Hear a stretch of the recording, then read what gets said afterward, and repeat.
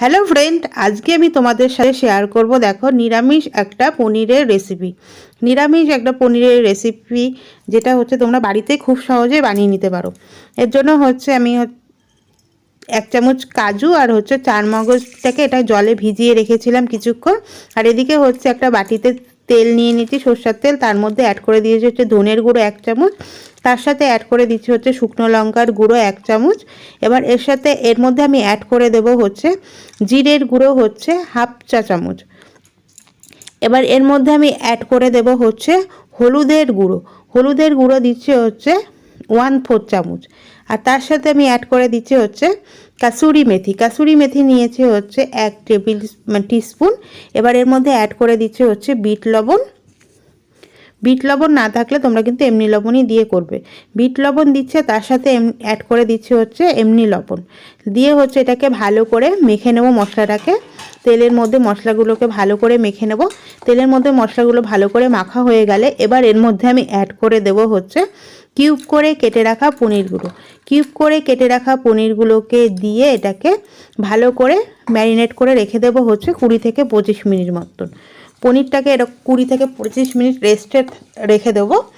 এবার হচ্ছে পনিরের গ্রেভিটা করার জন্য আমি মশলা রেডি করে নেব। তার জন্য হচ্ছে কাজু, কিশমিশ 7-8টা কিশমিশ আর হচ্ছে 4 মগজ, এটাকে ভালো করে জল দিয়ে ফাইন গাঢ় একটা পেস্ট করে নেব।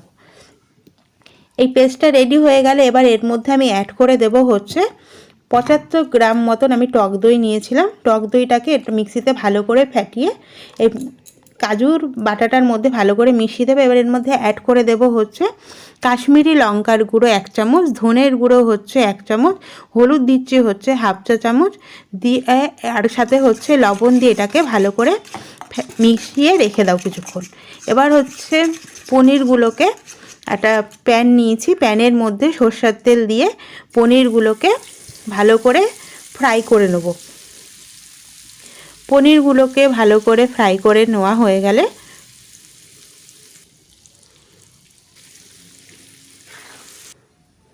এবার একটা কড়াইয়ের মধ্যে আমি তেল দিয়ে দিচ্ছি, সরষের তেল। তার মধ্যে ফোড়ন হিসেবে দিচ্ছি হচ্ছে গোটা জিরে আর হচ্ছে ছোটো এলাচ 3টে। তার সাথে অ্যাড করে দেব হচ্ছে কুচানো কাঁচা লঙ্কা, আর তার সাথে অ্যাড করে দিচ্ছি হচ্ছে স্লাইস করা আদা।